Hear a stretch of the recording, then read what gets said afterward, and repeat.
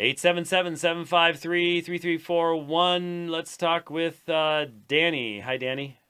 Hey, good afternoon, Dr. White. I have a very short question. It's on the fig tree, but don't worry, it's from a Christian perspective. I just wanted to ask how you understand Mark 11:13 without disputing, while still agreeing that it's a physically acted out metaphor of sorts, being that the text seems to say that he wanted to see if there was any fruit on the tree. Should we still interpret this within like a diophysite framework as still referring to the limitations on his human nature? That's just the question. No, I think that the whole issue of the fig tree, it says he went to see if perhaps he would find anything on it. Jesus obviously knew what the season for figs was. This was a fig tree that had given indication by being in leaf. And the whole point, we have to understand that both Matthew and Mark place this in the same context, and they're communicating the same thing. Everyone understood that the fig tree had relationship to the people of Israel.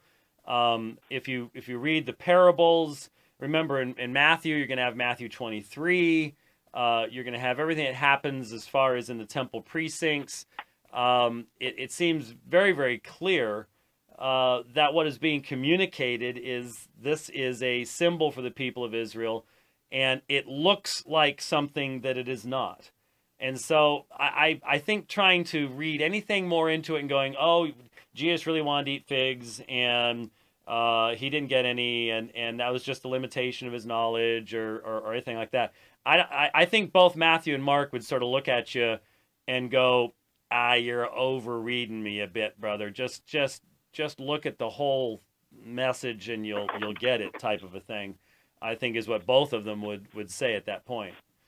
So I just don't see any reason to go beyond that because of the application it's made. Finally, there are improvements to cover the human limitations of Jesus.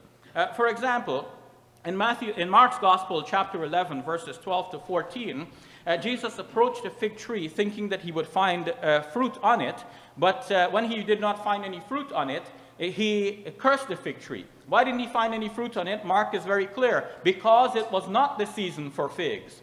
But then in Matthew's Gospel, chapter 21, verse 18, the situation is changed.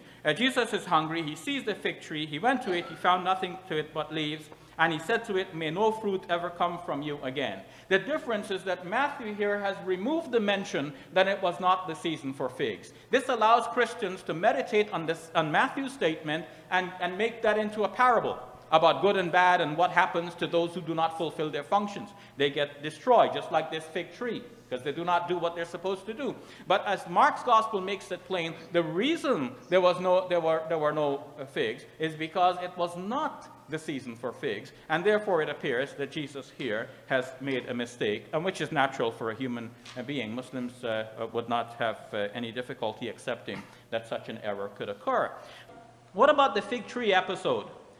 James did precisely what I said that Christians do. They go to Matthew's recollection of the event, and then they make that into a parable, into a story, into a lesson. And then he made a lot of fun about it. I enjoyed that. James, you're very funny. About the weather and Jesus knowing about the seasons. But Mark is very precise. The reason the tree had no fruit is because it was not the season for figs. Jesus went up thinking that he will find fruit, but then he did not find fruit because it was not the season for figs. In Mark's narrative, it is very clear that Jesus was mistaken, and then Matthew tried to correct that to remove this clear conclusion that Jesus was mistaken.